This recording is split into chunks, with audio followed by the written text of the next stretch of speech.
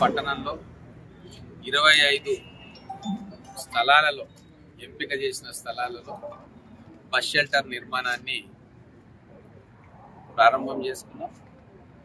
దీంట్లో ఓపెనింగ్ ఈరోజు కొన్ని బస్ షెల్టర్లను ఓపెన్ చేసుకున్నాం. రాబోయే రోజుల్లో ఆర్టీసీకి సంబంధించిన ఎలక్ట్రిక్ బస్సులను కూడా కార్పొరేషన్లో ప్రవేశపెట్టి జడ్చర్ల, మహబూబ్ నగర్, మున్పూర్, మహబూబ్ నగర్ దగ్గర ప్రాంతాలను కనెక్షన్ చేయాలని చెప్పి ప్రభుత్వం ఆలోచిస్తాం.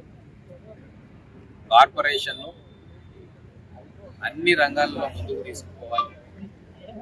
సీసీ రోడ్లు, డ్రైనేజ్, హైమాస్ట్ లైట్లు, ఆడిటోరియంస్, కమ్యూనిటీ హాల్స్, ఇట్లా ప్రజలకు అవసరమైన ప్రతి ఒక్కటి కూడా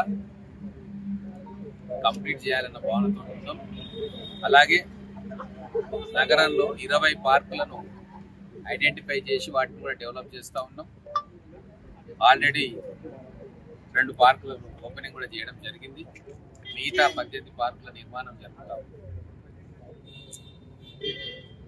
మొత్తం తెలంగాణ రాష్ట్రంలోకెల్లా అత్యధికంగా అభివృద్ధి చెందుతున్న నగరం ఏది అంటే ఈరోజు మహబూబ్ నగర్ కార్పొరేషన్ అని చెప్పుకోవచ్చు.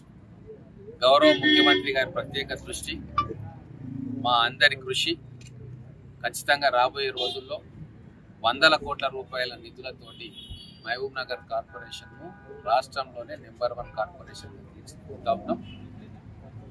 ఇంకా స్టేట్ గవర్నమెంట్ నుంచి, సెంట్రల్ గవర్నమెంట్ నుంచి ఇంకా అనేక ఫండ్స్ రాబోతా ఉన్నాయి.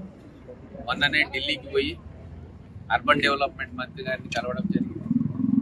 975 కోట్ల రూపాయలతోటి మహబూబ్ నగర్ క్లస్టర్ అని చెప్పి మహబూబ్ నగర్లో అన్ని రకాల డెవలప్మెంట్ వర్క్స్, ఇన్ఫ్రాస్ట్రక్చర్ వర్క్స్ కోసం ఫీజిబిలిటీ స్టడీ కూడా చేసి రిపోర్ట్ సబ్మిట్ చేయడం జరిగింది. గౌరవ ఎంపీ గారిని కూడా తీసుకెళ్లి కేంద్ర మంత్రిని కూడా వారు హామీ ఇచ్చారు. రాష్ట్ర ప్రభుత్వం నుంచి రిపోర్ట్ రాగానే ఖచ్చితంగా ఈ దరఖాస్తులు, మీ రిపోర్టు పరిశీలించి సానుకూలంగా పని అయ్యేటట్టు చేస్తామని చెప్పి వారు కూడా హామీ ఇచ్చారు. పార్టీలకు అతీతంగా మహబూబ్ నగర్ నగరాన్ని అభివృద్ధి చేయాలని చెప్పి అనుకుంటాం. అందుకు అనుగుణంగానే అందరి సహకారం తీసుకుంటాం. త్వరలోనే ఆ అభివృద్ధి ఫలాలు మన పట్టణ ప్రజలకు అందుతాయి.